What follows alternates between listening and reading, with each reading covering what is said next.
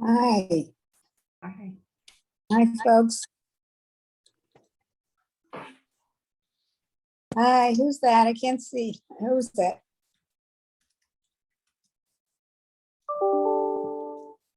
Terry, it's a whole bunch of people. I know, it was telling me to wait for the host till just now. Sorry. Don't worry, you weren't alone. I only could see one person at a time, so it's nice to see you, Steve. Not sure how I can see everybody, but I'll try. Go to your view and put it in gallery. On my phone. I'll try the other. Don't worry about me. At least I hear you and I can see, I hear folks. I'm good.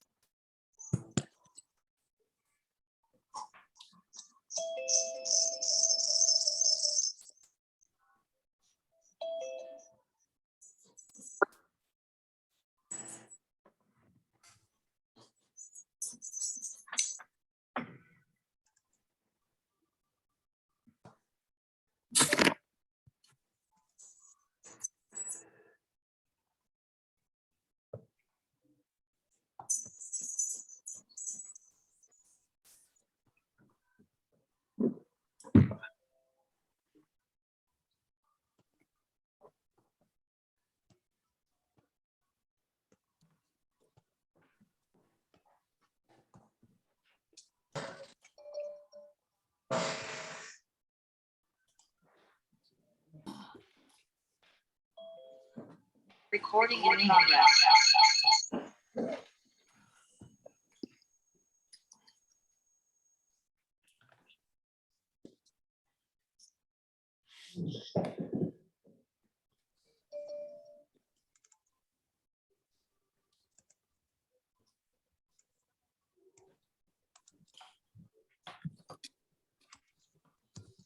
Hey, Terry.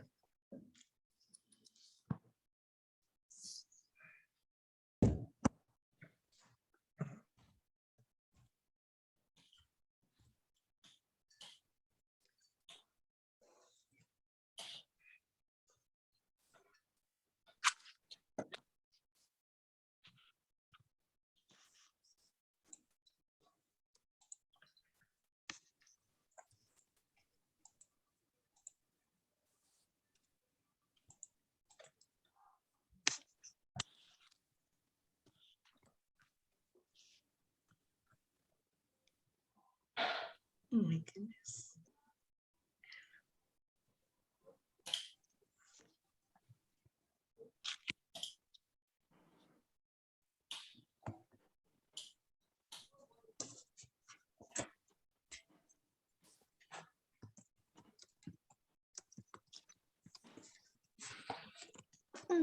Morning.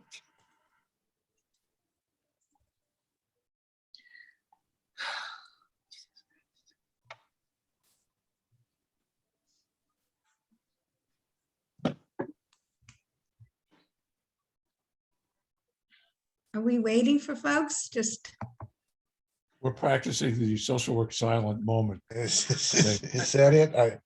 Be a good Buddhist, Terry. It's a whole new welcome. good to see you, Cheryl. Nice to It's a see whole you new too. welcome, Well- Greg, to get people Hey, to. Terry. Hey, Steve, break talk down about first. hey, Steve, talk about Mission Impossible. That's really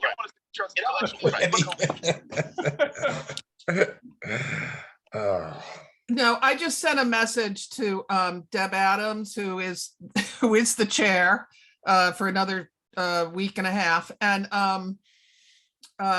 so I'm hoping that that we can get started. I don't quite know what's going on.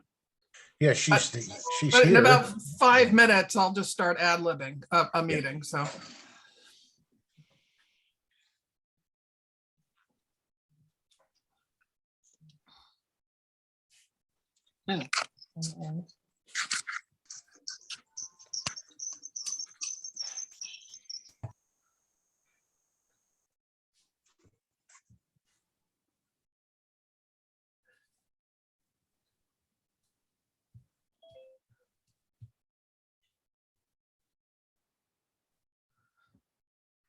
Got it. Thank you so much. There you are. All And right. thank you so much for letting me in. I don't know who let us all in, but is that Becky? No, it must have been, I thought you were the host. I was supposed to be the host, but Anna's not in the office at this point in the day. So I was supposed to be the host, and I'm supposed to be sharing hosting duties with you, Cheryl. So I'm going to do that now. Thank you so much for everyone waiting and trying to get in, and welcome to the annual meeting. Becky emailed me and said that she was going to go ahead and start the meeting. So I'm thrilled to see you all here. Becky, how far have you gotten so far? We got you on. Okay, and we got Terry on. Terry was All right, waiting. Deb. And we record this in silent. Everybody, I think everybody's on, Deb, Okay, pretty great. much. Great. But we hadn't started. I was getting ready to just ad-lib something, but now that you're here, we can actually go ahead. I'm wondering if you can enable the closed captioning. Yes. Thank you.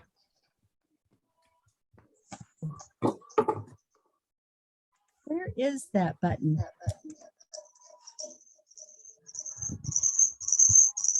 And if folks could mute, we're getting a lot of feedback. Some You know, feedback, not yeah. critically constructive feedback, but just noise. Jan, I'm glad you're in. We were having these Me discussions too. with everyone. This is where I'm supposed to be signing in from, I'm sure. So I'm glad you got me in. Welcome, everyone. And sorry for the bumpy start on this annual membership meeting. Michelle Livermore is here, and she's been chairing our governance committee in 2021. And she and Becky Sander have done a fabulous job getting our nominees listed, and we had a good election, and we have done what we wanted to do. In one sense, we have been really working hard under Deborah Phillips' leadership with the LEAD initiative to build a younger and more diverse board of directors in our restructuring, and we did it. So I'm really pleased to see all of you here, and to welcome the new board members and our returning board members too. Cheryl's going to say a few words in just a minute about those of us who are leaving the board this year, but I wanted to welcome you all, those of you who have been elected to the board, and we're anxious to talk to those of you who ran. Thank you for running and did not win that election. We're anxious to talk to you about what work group you want to be on in 2022 and beyond. This has been a fabulous year for macro practice and for macro practice education. I know that seems strange to say in the midst of a continuing pandemic and all of the worries that we have about the world around us. And yet we did have a very good year. We've done a great job. ACOSA participated pretty heavily in the first Macro United conference that was held in June. And so we did that, and we put a lot of energy into our reorganization and passed that at the board level. And now we need to welcome new board members, say thanks to old board members, and vote to make sure that our bylaws match our new organization. So we're going to do that in just a second. Closed captioning, Cheryl, tell me where to do that. I thought I knew, but I don't.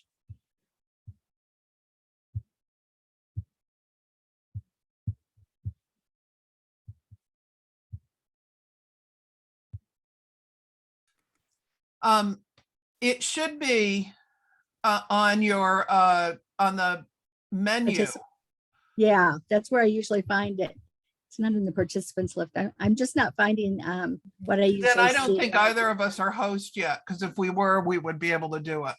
We would be able to do that. So I don't know Okay. who's got hosting privileges, but if they could enable the closed captioning, that would be great. It's like a Probably. mystery box. It's like, you Yeah. know, Yeah, probably Becky Like- can do. Oh, okay, she's gonna work on it. Thank you, I Becky. don't know who is the ACOSA chair. It's like very meta. It's very strange, isn't it? Yeah. Well, it's probably some kind of misunderstanding on my part when I was working with Anna to set up the meeting. Let's go through and have you wave if your name is called as a new or returning board member. How about that? I am Deb Adams, and I'm welcoming you. I'm one of the outgoing co-chairs for ACOSA. I'm not sure our other co-chair, who has been Rachel West, is going to be able to join us today. So I think by way of introduction, I'll just say that it's been wonderful to work with the outgoing board members this year and committee chairs. And I'm really proud of what ACOSA has done this last year, all the work that we've done and the preparations that we've made for 2022 and beyond. Alberto Cifuentes Jr. is here. I just saw you, Alberto. Can you wave to the folks, because you are going to be vice chair of resources, macro resources. So he's going to be working a lot with people who are interested in social media, the web page, communications of all kinds. And making sure that macro resources are posted on the website and available to people easily. I'm going down the list alphabetically, so that might be a little strange. Amy Thurber. Hi, Amy. It's Ami. Thank you. Nice. Ami. Well, Very nice to have you on the board, Ami. And Ami, if I remember right, you are one of our regional representatives. Yeah. Northwest. Yes, Northwest Regional Rep. Ami, thank you. Blanca. Hi, Blanca. Blanca has stepped up to be the treasurer of our board. So we appreciate that. Tracy Saska, who's been doing that work with Anna in the office, will be mentoring Blanca. So thank you for stepping up that way, Blanca. Cheryl is our new chair of the board. This may feel a little bit like deja vu for Cheryl, because she has been active in ACOSA on and off through decades. And for a young person like herself, that is quite an accomplishment. So she's going to step up and be chair next year. Deborah Phillips, you're convener of the LEAD initiative. Yes. Okay, good. Yeah, we'll do that. We'll do that, Terry. Thanks for that chat. We'll do that in just a minute. Jan Ivory, you have been past chair, and you've been helping us out through this year and last year and a lot of years. You've been on the board in various ways on and off for a long time, Jan. So thank you for your contributions. You have switched to the community practitioner, community practice certificate group, right? So Jan's convening the practice group. And Kat Carter, you're our convener of communications. Where are you, Kat? There you are. Thank you for doing that. You and Alberto will be working together a lot. Okay, who else do we have here? Michelle, you want to say a word about the governance committee and the fact that you're ready to probably hand that on as you become vice chair of programs?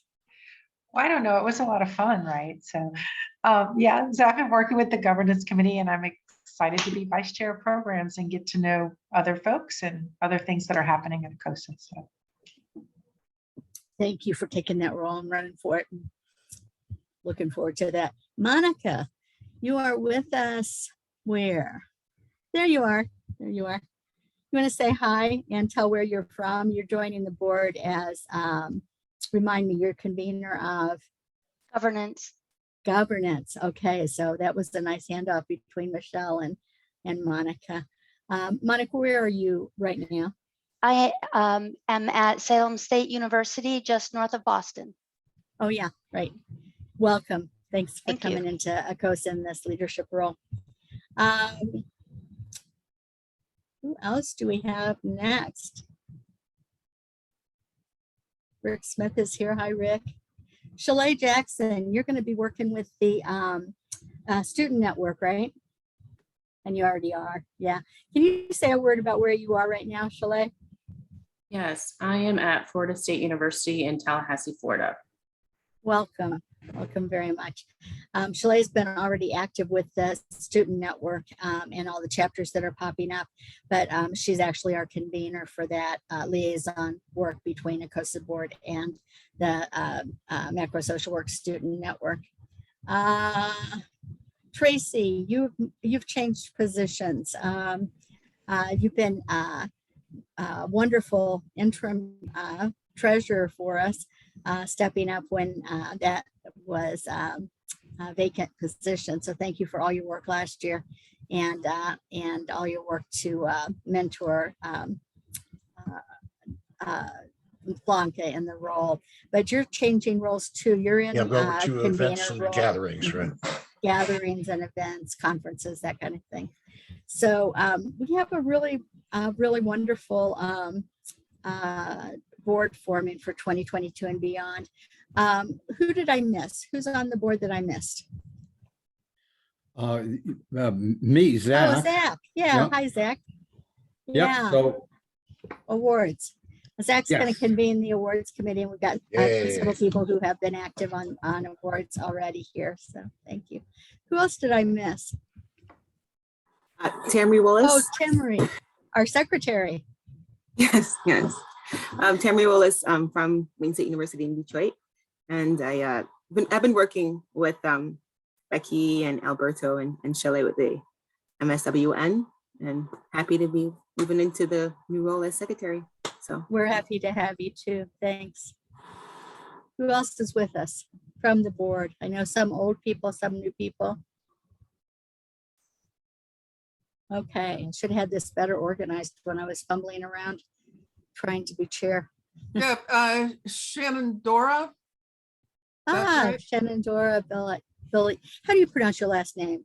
It's Billiot. Billiot. Okay. Yeah, welcome. Thank you.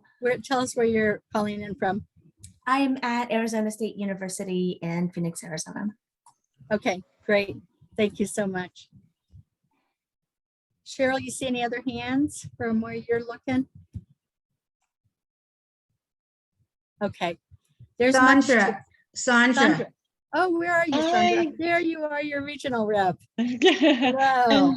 I'm sorry I'm late. Too many meetings, too many things going on. I know. I suppose people would be popping in and out like that just because of the way this was scheduled right in the busiest time of the year. One of the busiest times of the year for almost all educators. And we have practitioners here too, and it's a equally busy time for practitioners who are on the ground during the holiday season. All right. I have talked quite long enough as outgoing chair. I have to tell you, this board of directors of ACOSA that came together this year to reorganize the work that we do and how we do it, and to make so many other decisions as we move forward into 2022 and beyond, that I have to tell you how much respect I have for all of the board members who have been working with me this last year. And Cheryl, I'm going to turn it over to you because you're going to talk a little bit about those folks, and I'm sure we'll be more organized than I was. I doubt that, but here we go. I'm Cheryl Hine. I'm at Temple University, and along with Terry and maybe Tracy and Steve Burkhart, and maybe a couple others in the call, in some hotel room in the 1980s, ACOSA was founded. And I was a doctoral student at the time, and we were all much, much younger. And so here we are, I don't know, 35 years 35 years later. And correct me if I'm wrong for the folks who've been here a long time, but I think this incoming board is the most diverse board we've ever had. And for that, we owe a huge debt to Michelle, Becky Sanders, and Deb Phillips for the work they did, really doing an excellent job recruiting. So I can't thank you enough. And I am unbelievably excited to work with folks. I also, even though I don't think she's on the call, the other person that really should be thanked is Anna Santiago San Ramon, who's a part-time staff person. She also supports the Journal and as well as the commission. So she wears a number of staffing hats, and you know, I've just started to work with her and she is fabulous. But we wanted to take a minute and really thank the folks that are rotating off the board. Although if several of us are if there's any lesson to be learned, is that you might think you're rotating off the board, but it's like Velcro. It will store gum on the sidewalk. Will just stick to you, and you will come and you'll eventually pop back. So the folks rotating off the board, Alana De La Vega, I don't think she's here. Alana is Karen D'Angelo, Kat Warner, Becky Sanders, although I think we've already roped her into something, Rachel West, and Deb Adams. Now Deb is stepping into the new role of one of the co-editors, the new co-editors of the Journal of Community Practice. So she's not going anywhere. Again, we thank you. I'm sure supply chains, once they get worked out, will send you a certificate. And with that, I'm going to turn it back over to Deb. We want to vote on the new structure, right? You're on mute. The only thing I can think is that Becky must be somehow signed in as host. Becky, do you have the ability to pull up the poll that's at the bottom of your screen there? She's working on it. I've been working on this, and I gave host there you go. There we go. You got it. There you go. So this is our voting item, and we only have one for this membership meeting. Yeah, Anne Marie Weil is one of the founders. Yeah, that's right, Tracy or Terry. Voting item: do you approve the ACOSA bylaw revisions as recommended by the Governance Committee to parallel the organizational restructuring as approved by the ACOSA Board of Directors on June 28th? You only get one answer here. So don't submit until you know exactly that you've voted correctly for what you intended to do. And we'll submit those. Becky, I think you're the one that's going to get the results too. So take a few minutes. If you have any questions, let us know. You all got a copy of the revised bylaws with your invitation to join us today. Whoops. I got a message when I tried to submit, Becky, that says polling not start or end, error 1. Got any idea what that means? I got the same message. Yeah, Okay. I don't know what happened. I launched it. You launched it, Cheryl. Okay. Huh. Why don't we do it the old fashioned way and just have a show of hands? We might have to do that. Yeah. Yeah, gallery view or something.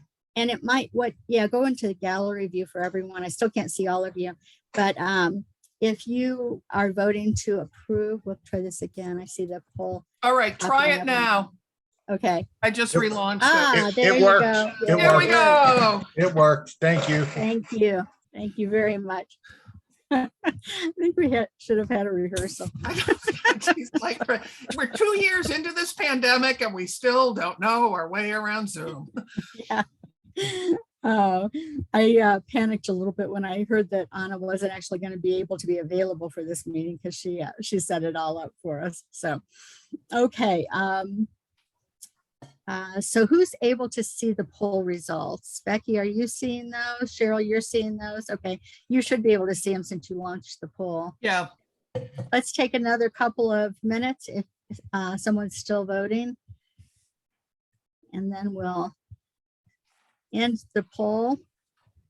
5, 4, 3, 2, 1. How'd we do, Cheryl? I don't know whether it's instantaneous or not. Yeah, no, I'm just copying it down. Okay. So we had 27 people voting, 21 voted yes, no one voted no, 6 abstentions. Okay, that's great. Thank you very much for doing that vote on the bylaws. And in the bylaws, it says, Michelle, that we need 50% of those who were voting to approve. So we've got that. Thank you very much. We got revised bylaws there, and we'll get those done and out to you too, so that you have a copy of the bylaws. Thank you so much for everyone who worked on the bylaw revision. Again, governance committee gets a lot of credit this year for doing that work under Michelle's leadership. So thank you. Cheryl, is there anything else that you wanted to say before we move into our discussion topic for today? The only thing I'd say is that we'll be looking to do some sort of board retreat ish in January, both to orient the new folks, but also orient the returning board members, given that we're given that we have a whole new sort of structure, and to really start planning out the year with folks. The other thing you should know is that, so this is for everybody, is I believe in early January, a letter from both Deb and myself will be going out to deans and directors, asking them to support, as institutional members, asking them to support ACOSA. It's a calendar membership. So the sooner you all renew, and the sooner you all get your neighbors to renew or join, and the sooner we get your boss to join, the better. We should say something about this.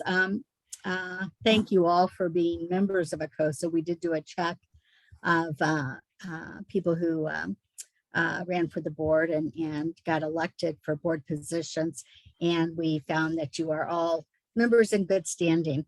Your individual memberships go from the time you join to 12 months later. But for organizations and institutions, which includes all of the educators who are at schools or programs within departments, for those organizations and institutions, we have 2 levels of membership. And Cheryl and I will send out the next letter inviting organizations and institutions, our schools, our universities, to join us as institutional members. That membership, as Cheryl mentioned, goes from on a calendar year. So we'll be renewing institutional organizational members very soon. So tell your deans, tell your directors, talk to your program chair about joining ACOSA as an organization. One of the things that's good about the organizational membership is that if you're an organization like a school that joins at the $300 level, you get to have membership in ACOSA for 1 faculty member and 1 student. So that's with the organizational membership. So if your organizations haven't joined yet, put a bug in the ear of whoever makes those decisions about organizational support and membership, or the oldest membership association that works on macro practice and macro practice education. We have lots of sister organizations. Terry Mizrahi's here, and she's active in the special commission and also voting as social work. So she's taken a real leadership role in those 2 areas. And we've also got some ISP members here, I see. And lots of you are probably members of various associations that work on macro practice. But we're really glad to have such a large group gathering for our annual meeting. And voting for our bylaws. Thank you. That's a huge benchmark. Cheryl's putting a chat in about SWIR. So if you're going to be at SWIR, let us know. The journal editorial board is meeting at SWIR this year. And so there'll be lots of us who are there. I am going to be there. I'm going to be zooming in remotely for that particular meeting, but lots of people are planning to be there, and the editorial board is planning on meeting. Melanie is saying, okay, there we go. Amy Thurber. Okay, great. Amy's going to be at SWIR. Let's also capture in the chat some of our discussion coming up. This was really an idea that we had just for fun. So we want it to be fun, but it's important for us, I think, to think about a topic that is near and dear to all of our hearts. Michelle Livermore, you're going to SWIR, great. And that is environmental justice as part of what social work is. So we have individual strategies that we're probably all or most of us are probably doing in our personal lives around climate change and responding to the crisis that we're in. But most of what we're dealing with is at larger and larger levels. So I'd like to take a moment to hear from all of you about what you're doing in terms of sustainable climate change or responses to climate change. And if you're doing anything at the group level. I do not personally know of any social work associations nationally that are particularly focused on environmental justice. But and that's during this last year when we've had discussions, this has come up again and again. Who's going to take the lead on making sure that we have macro-oriented resources on environmental justice and responding to climate change? So are there maybe national groups that I don't know of that are social work groups or community practice groups, and they're organizing around environmental justice? Who do we know? It's one of the reasons that we thought when we talked about this through the year, okay, there's a special interest group. Okay, I'm glad to know there's a SIG. And Lisa Reyes Mason, yeah. I'll get in touch with Lisa. See what she's up to. Okay, that's helpful. So put in, I guess what I'd like for everyone to do is think about what you're doing at various levels. Are you doing anything at the individual level that you could share? Are you doing anything at the neighborhood or community practice level? What do we need to think about in terms of policy practice? That's probably where we make the biggest difference for the most people, is if we get ACOSA situated to be the lead organization on environmental justice for social work and social work education. Following the chat a little bit, Rick Smith says that Wayne State partnered with FEMA this summer on outreach about major flooding. Okay, yeah. Blanca at the individual level on vegan, according to the most comprehensive analysis of farming's impact on the planet, plant-based food is most effective at combating climate change. Yeah. All right, I'm liking this chat very much. Steve Burkhardt's got his hand up. Yeah, there's a lot of work that a number of students of mine are doing. There are two different power plants that people are fighting against. One in Queens, New York, one in Brooklyn, New York. There are a group of students involved in the pipeline fight that's been going on that happens in a number of different states. So one of the things I think we could do, I think it would be important to look not only at what our social work organization is doing, but I think we have a number of people, especially students, but also others, I'm sure, who are involved in alliances that we might be able to join and then have them participate with us in future forums. So for example, the Astoria power plant fight has been going on now for a number of, they're trying to get moved to, or rather expand natural gas rather than use alternative energy systems. So I think an avenue for a lot of our work might be able to, is there a way for us to find alliances with groups that may not be all social workers, but which social work could be a part of as well? Yeah, that would be really nice to just get a kind of a baseline feel for what students are doing out there and who they're aligning with and what organizations they're about. Rebecca Matthew.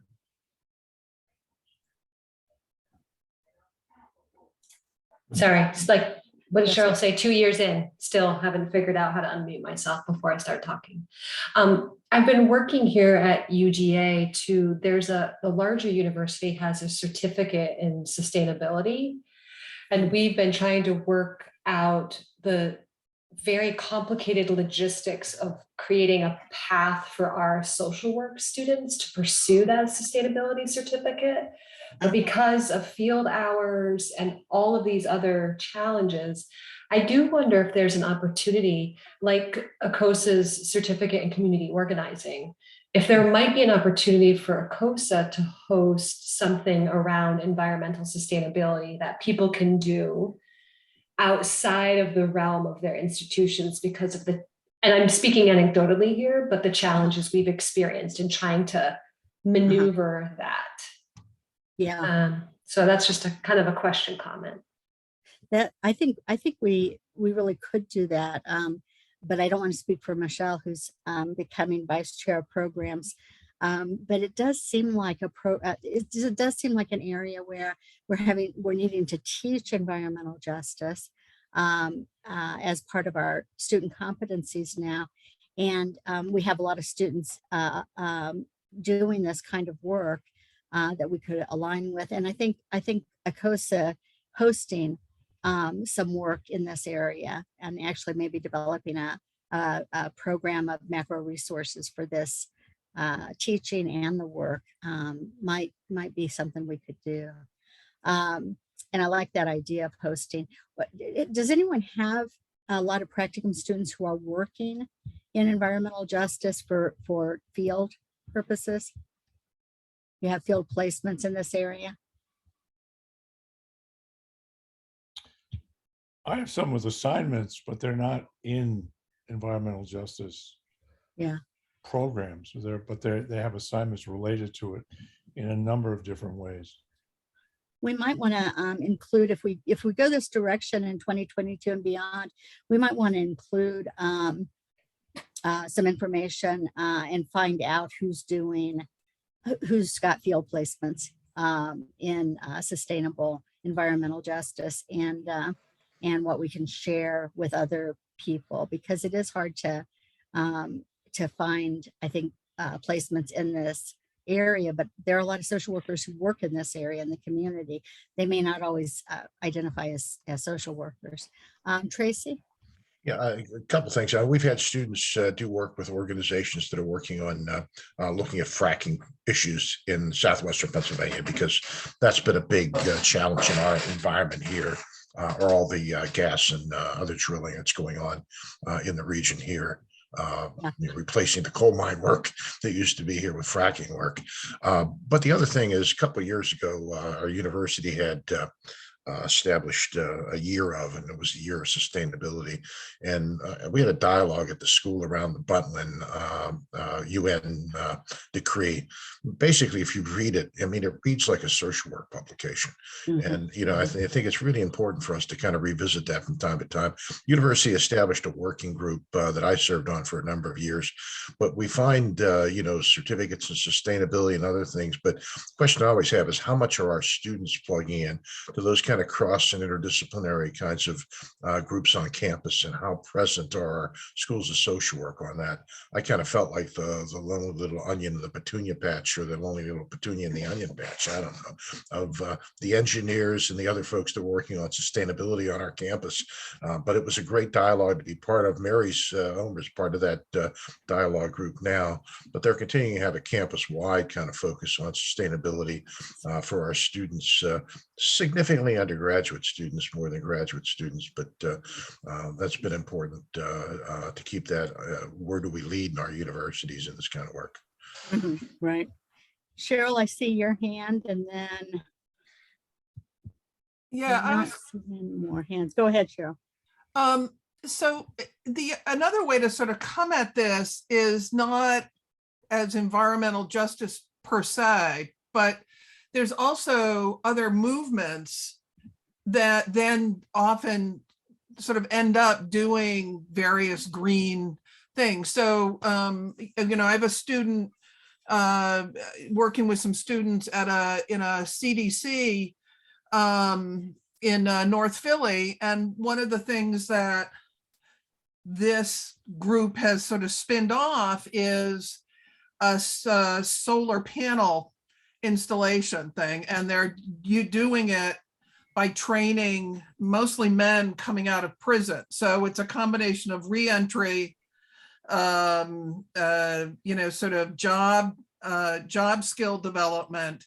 And it happens to be around solar power, you know, solar energy for homes. Now, I think if you were to go to any of the folks involved in this and say you're doing environmental justice, they'd kind of like look at you funny. But so I think that's the other thing, is to realize that it also runs horizontally in some very interesting ways.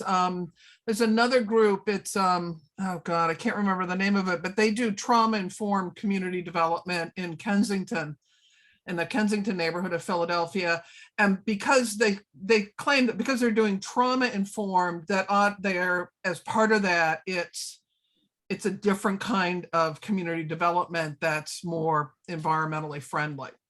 So those are just sort of two examples. One of the things I'm hoping we can do more this year, especially through the eBlast, is to highlight student work that's going on. So to highlight, you know, Steve's crew or Amy put in that, you know, they're doing some work out in Portland and stuff. So I think that's another way to raise it, is to actually show it. Yeah. Yeah. There's Doing a a student series on of here. profiles. Oh, go ahead, Steve. There's a student Paige who sounds like Paige, you have a wonderful placement. If you could speak a little bit about that for us as a student, it would be wonderful to hear from you.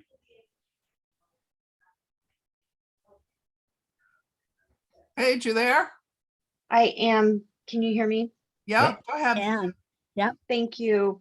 Hi, I am new here. I'm one of Dr. Hyde's students at Temple University, and I am in the macro social work track, but I'm also completing my master's in public health.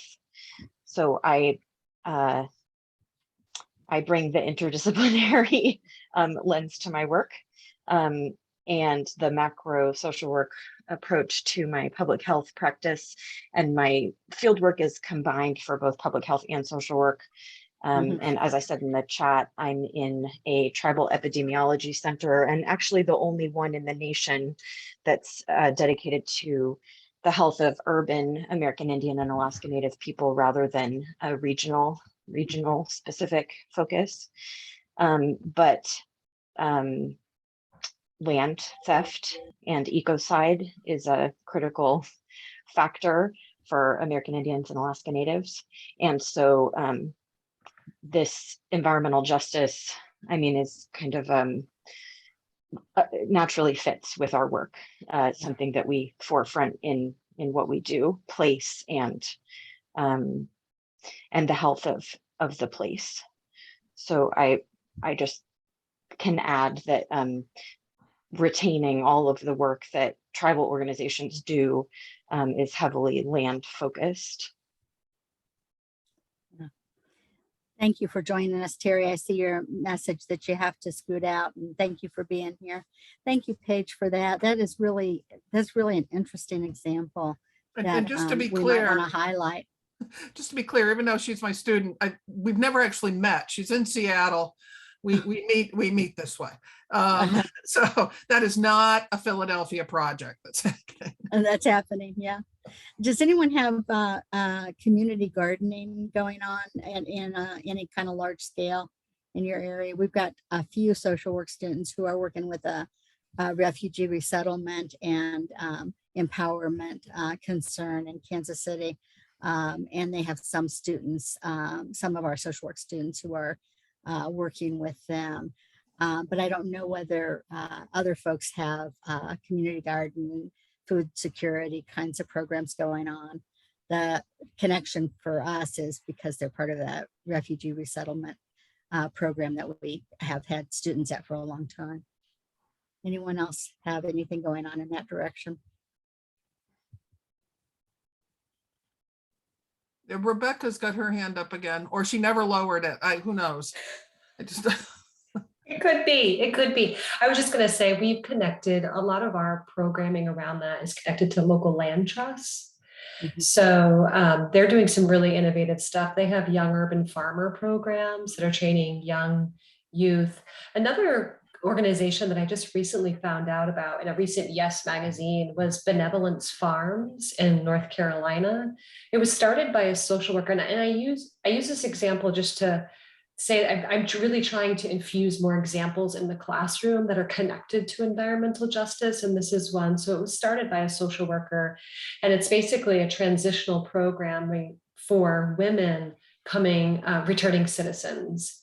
And so it provides them with housing and job training in a pretty interesting way. So not that we're connected with them, but I recently thought that they were. And then Soulfire Farms in New York is another great example of people doing amazing work with folks of color and kind of healing around reconnections with the earth and the land.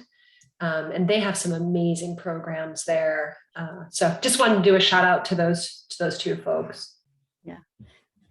Thank you to everyone who's putting links in the chat. This will be a very good thing for us to distribute after the meeting so that you have all of the links that people are putting in the chat. Thank you, Rebecca, for that. Benevolence, what did you say? Benevolence what?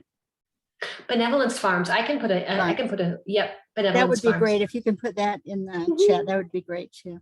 Sounds very exciting. Who else has any examples they want to share? I can jump in. This is Ami. This is another, just a student example. Students in my class have been doing, they're graduates now, but they in my class did a year-long partnership with a Oregon statewide farmer network to increase land transfers from like retiring farmers to BIPOC farmers. And it's a pretty awesome initiative that this statewide network had started, but had never done any sort of racial equity or reparations work before. And our students were able to help them. And the students are working on a paper about it now and doing some good theorizing around the sort of distinctions between food security, food justice, and food sovereignty, and which align with social work values more strongly than others. And so I think I agree that us, sharing examples and ideas, theories, practice examples is great. And I think what I'm really seeing is my students are hungry for more robust theorizing around this. And they have a hunch that food security isn't the same as food justice or food sovereignty. They don't have the frameworks, and we don't either, because that's coming from social work generally. Yeah. It's a really good point. I think this would be an intellectual area that we could really do some good work in terms of putting resources out there for practitioners and educators alike in terms of, the kinds of things we're talking about, taking things a little bit to scale and getting some environmental justice resources for people out there in the macro community. Who else can jump in? Thank you, Melanie. Richard's got a whole bunch of stuff that's amazing. Yeah, I saw Rick put stuff in the chat.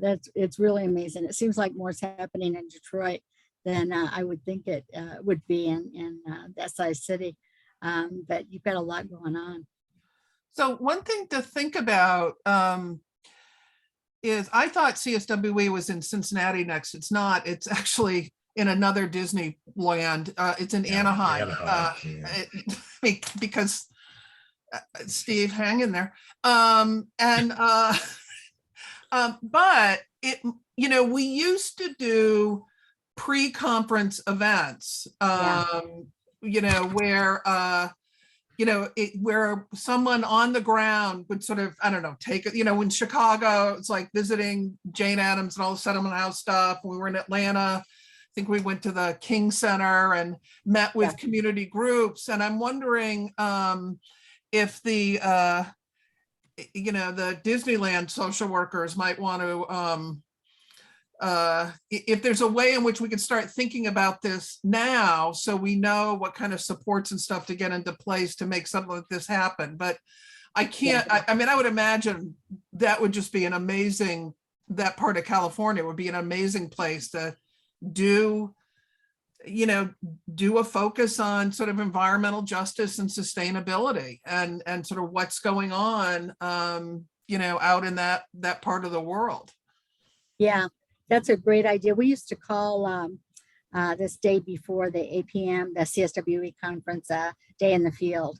And we had a lot of really interesting visits. I remember one of the years we were in Detroit, we met with a community group that was doing really innovative work. And we really just usually had a few hours with them, but Day in the Field went by the wayside, and I think we should bring it back if we can, if there's enough energy to think about that.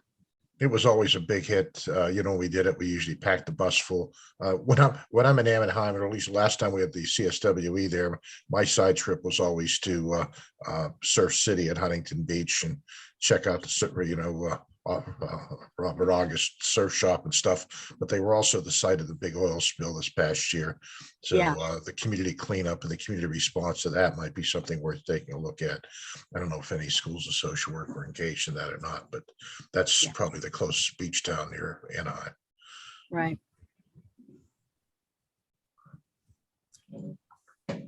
Sandra Fogel's being too modest. Sandra, what are you saying in the chat? What do you mean? Well, you only did a book on it. Well, it was a collection of the articles from, I was. Okay, that doesn't count. Never mind, Sandra, we don't want to hear about it. That's enough of that. Okay. And I did a video, I think it's out on YouTube years ago. I mean, I just want to say, I'm so glad that this issue is now coming out, or is so popular among social workers, but like we often have, we're always slow to start the engine, and so like I said, in my other responses, well, first let me say, it was so hard to get social workers initially interested in environmental justice. I was so glad to be able to do the first, I believe, special issue on environmental justice in any social work journal. And then luckily it was turned into a book, but also to get movement away again, I'm in a clinical program, to get movement away from the clinical focus, but our colleagues in sociology have picked up the urban gardening, movement. Anthropology is doing everything about food insecurity. And I don't know if it's like this in your schools, but when departments claim something, it's very hard to partner or become part of the team, again, because of funding issues and all that other kind of stuff. But I do think where we have great potential is to try to work interdisciplinary, but also to look at what is really going on with religious organizations and those that are really serving the people, working to have healthy communities. But thank you, Steve. I appreciate it. Tracy, did I see your hand a while ago? Yeah, well, the other one is to take a look at public health. I mean, social determinants of health has been a big one, but we've had students working on lead abatement programs in communities, impact of environment on asthma and children. You know, a lot of our communities of color, the focus on conditions and dumping in those neighborhoods is another critical issue. So I think that's a side kind of interdisciplinary tie to what Sandra was talking about. Public health provides us another good avenue for that, particularly since we've had public health social workers for years that are starting to come back into the vogue again. Right. Well, There's thank so you, many Tracy. directions we could go. Yeah. Has the journal done a special issue on environmental stuff? Yeah. Eco justice was a 2-issue It was special issue. Okay. Now I can't remember now how long that's been. I don't think it's been that long, but you're right. It Rick's became a double issue. still on, you know, yeah. It's a year and a half. And the guest editors, internationally, the social work is settling on the term ecological justice. And it looks like that term is kind of dead in the water in the US. And the difference is that ecological decenters, it doesn't center human beings. And that's a hard conversation to have with at least settler colonialists. But I think my Indigenous colleagues on the call would be a little more open, receptive to that concept. Right. Thanks, Rick. Especially those who actually wrote articles in the issue. Any other good community-based programs or policy practice initiatives around environmental justice that people have been involved in or know about? Policy link, particularly on equitable community development, but environmental justice is a bit of that, but it's more around equitable development, sustainable development in neighborhoods.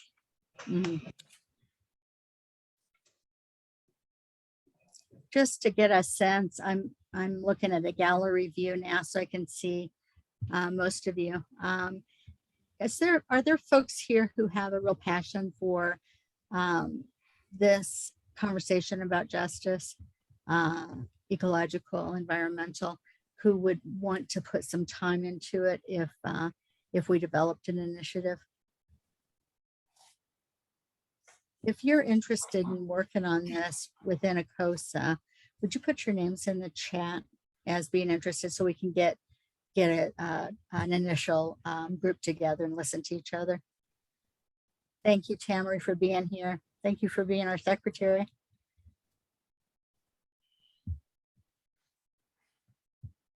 Okay, great.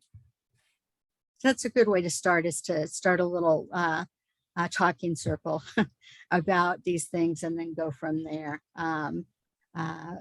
One of the things that I've talked to Cheryl about in passing over the position of chair into her capable hands is that we've had a tendency sometimes in ACOSA to do a lot of planning, and a lot of plans have ended up in narrative form, that this is stuff we want to do, this is stuff that ACOSA needs to lead in.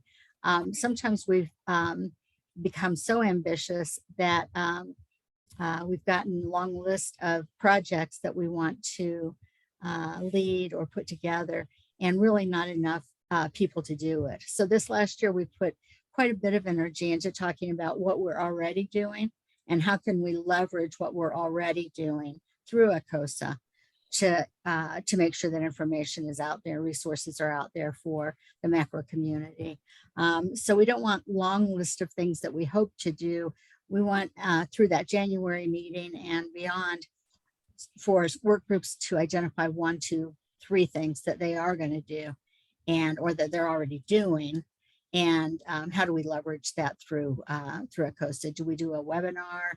Do we host a meeting or a series of meetings through ACOSA? So things that we're already doing that you're already passionate about, how do we get those resources shared with other people who may be in their own silo a little bit at their schools? A lot of times, at least for in the education community, a lot of times you're one of 1 or 2 people who do the macro work for your organization or institution. And so a lot of times you do feel kind of siloed. So we're not looking for big, long, expansive lists of what we want to do in 2022 and beyond.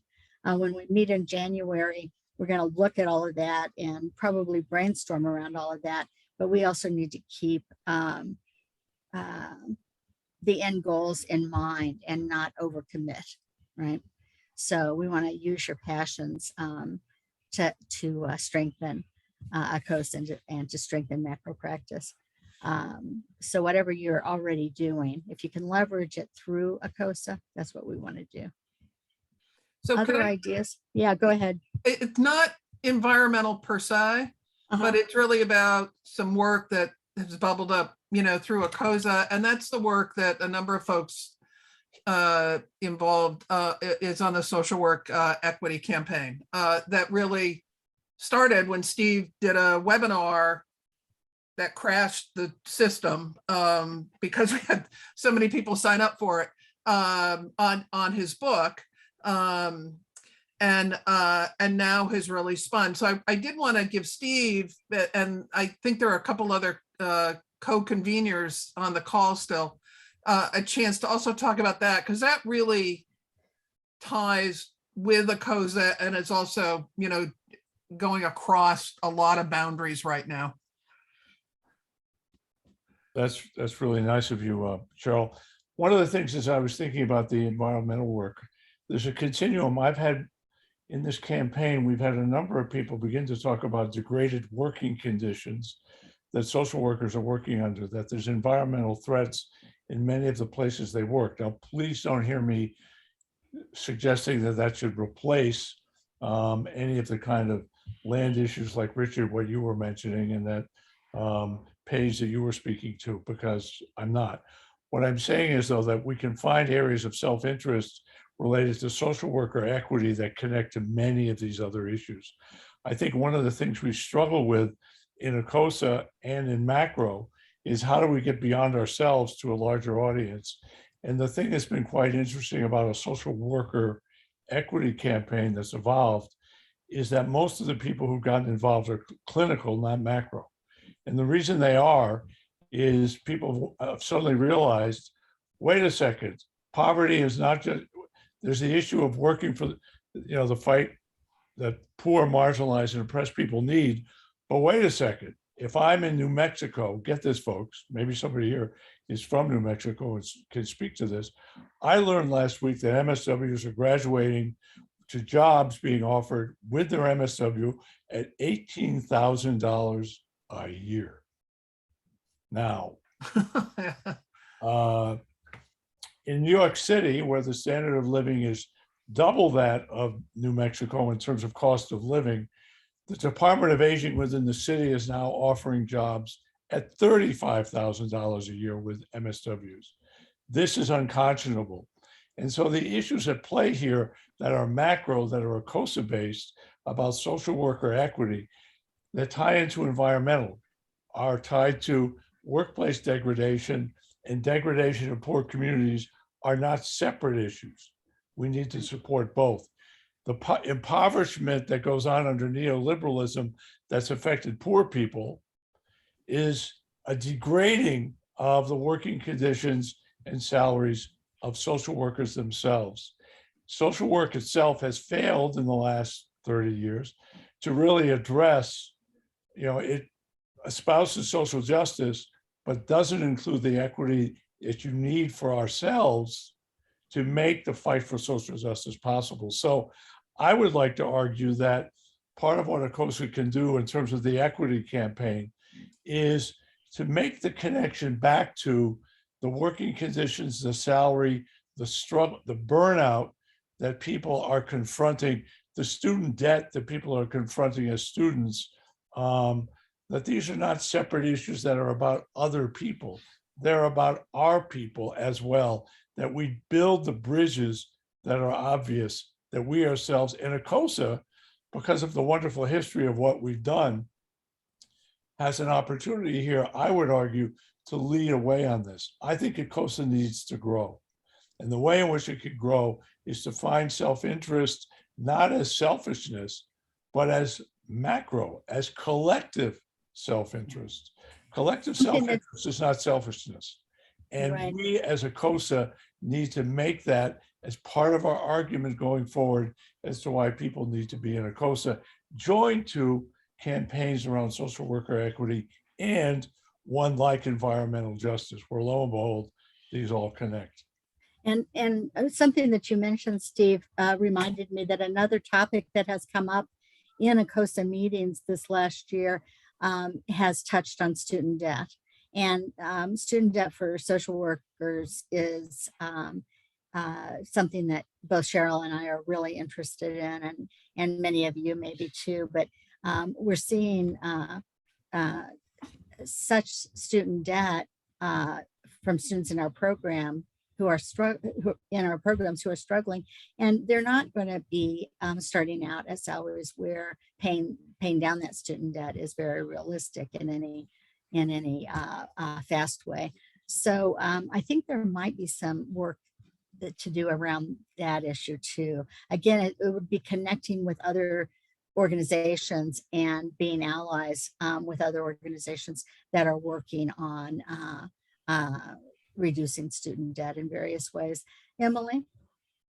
Yeah, I just wanted to agree with that. And I think that especially, I mean, I graduated from Boston College with my MSW in 2019. And it's really, after that, it's really hard to find jobs in the macro sphere, especially when you're just starting out. And with the pandemic too, that's made it even more difficult. And I think that it's been really hard I knew of ACOSA from school. I had heard the name a few times, but after you graduate, there's not much community for people or new social workers who are interested in macro jobs and macro career paths. And I think that there may be opportunity if you're speaking about growth in the community and with ACOSA. There might be some opportunity to do more outreach with schools or do more outreach to newer social workers so that they might be able to find community that connects with debt. Because if you're trained in the macro area but have difficulty finding a macro position or making the switch from clinical case management positions to macro that you've been trained in, that can be so difficult. But I think there's an opportunity for ACOSA to help with that community piece. Yeah, and our regional representatives, one of the things that we're asking them to do is to plan at least one gathering or meeting or something in their region. Where are you speaking from, Emily? I'm from New Hampshire, and that's even more difficult because there's not much of a social worker community here either, but we're pretty mobile. So I was in Boston for a long time. So yeah. Okay, Cheryl, you were going to say something? I was going to say I grew up in New Hampshire. It's like there's nothing there. It's just like nothing. Yeah, I mean, but there's a huge opportunity for macro organizing in New Hampshire too, because everyone's so isolated. Right. No, there's a lot of potential, but until the state gets rid of that governor, not a whole lot's going to happen. Yeah, I agree. So, right. Which is probably another thing we also tie, Mimi Abramovitz and her work around the voter campaign, which is another thing that's also tied to ACOSA. There's a lot of overlap. There's just like a huge Venn diagram going on in my head right now. And NASW in New Hampshire too, NASW is trying to work really hard on the New Hampshire group is trying to work really hard on the policy piece, but often there aren't many of us. So getting that work done is difficult. Right. But I feel like the more community that can be created for exiting macro students who are then trying to find a career path, that might be an opportunity for growth for ACOSA and also what the group can get done. Yeah. I've been interested in reading the e-blast each week and how many of the job listings at the bottom of the e-blast newsletter, how many of those jobs look really interesting and exciting to me. But there are only a few job openings listed each week that we put the e-blast out on Wednesday. So yeah, having a practitioner, more of a practitioner gathering in various regions or various places would be a good strategy for ACOSA. The student network has done this because they've got chapters popping up in various places now. Right. Unfortunately, Alberta had to leave, but they've done a number of programs. Emily, just out of curiosity, where in New Hampshire are you now? I'm in Barrington, so I'm located very close to UNH. And no, I know that because I've got a lot of cousins in that. And so I will be in Rye, New Hampshire in a week. Oh, wonderful. So email me and maybe we can get together because I can only stay at my mom's house for so long without, I would be happy to. I would be happy to. If you send me your email address, I'll connect with you right away. Okay. Thank you, Cheryl. Yeah. That's nice. All right. We still have about 10 minutes, and I'm wondering if anyone has questions for us. There are a lot of new people here, which we're thrilled to see. And there are a lot of new board members who are kind of just getting to know ACOSA. Are there questions that you have that anyone has about ACOSA or macro practice or sister organizations that are macro oriented or anything? Where's our new editor-in-chief, Mary Omer? Yeah, I think maybe Mary did tell me that she has something else going on today, but otherwise she would be here. She's staying on the board as regional rep for her region. She's probably grading. She might be grading. Oh yeah, Becky's saying in the chat that we do have a job listing section of our website, and I know that Alberto had to leave, but he'll be looking at communications, and we should probably infuse that job listing with a little more energy under his leadership this next year. Particularly working with the macro social work student network and the career things, we could do much more on mentoring and linking up. I mean, there are a number of other job listing sites that are just great and full of macro jobs. We need to do a better job of linking all those and doing that on our website and the newsletter. I think so too. Yeah, I think so too. I think highlighting, macro alums that are working in those kind of areas too, and trying to build a mentoring network. Yeah. Really good ideas. Yeah, that's right. Kat Carter's going to be working on communications with Alberto and others too.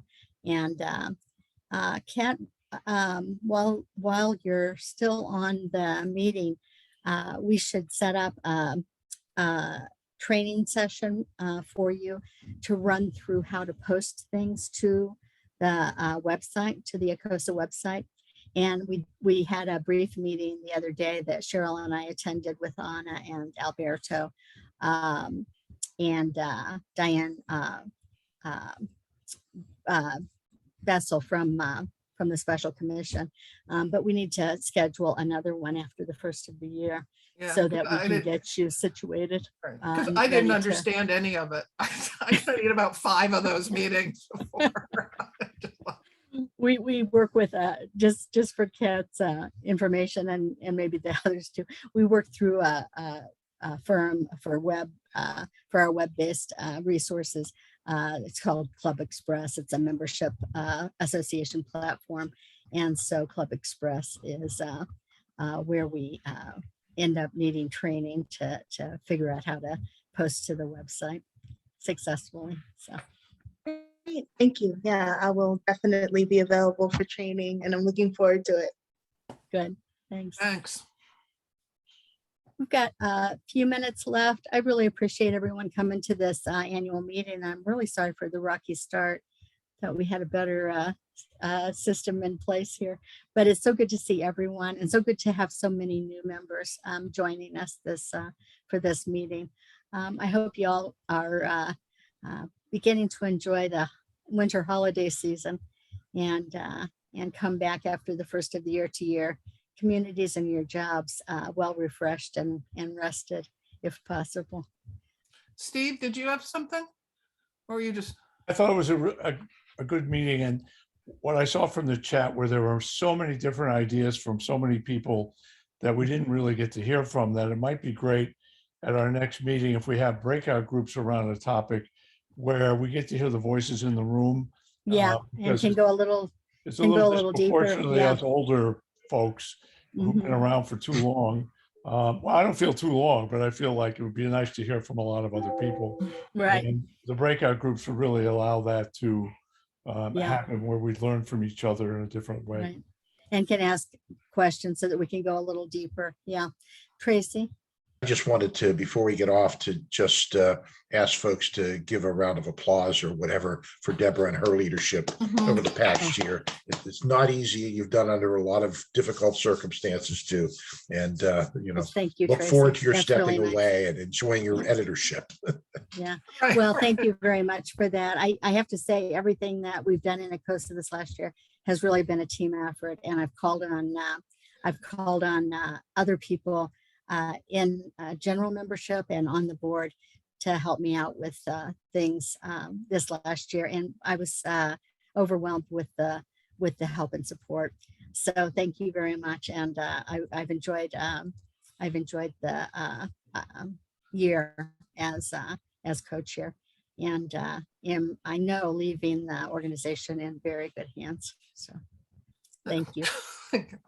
okay. All right. I just, so on the spirit of the holiday, I celebrate Festivus. That's my big thing. But in the chat, Bianca has put, we have a new holiday on the books. Bianca, you want to say anything? Blanca, you want to say anything? All I want to say, sometimes we keep on looking to Congress and we keep on looking to judges to like do something, decide something. And at the individual level, we have so much power to be able to really bring about change. And I invite all of you to look at this opportunity. It's called Veganary. And every year, more and more individuals in the United States and in the UK continue to challenge themselves to address these overwhelming global issues at the individual level. And so I put a link there for you to just take a look. Thank you very much. Thanks a lot, Blanca. Goodbye, everyone. It's really nice to see you. Welcome, Happy New Year. Welcome to ACOSA. Yeah. Thanks, everybody. Bye, Bye-bye. everybody. Happy New Year. Bye-bye. Good to see Enjoy the everybody. break.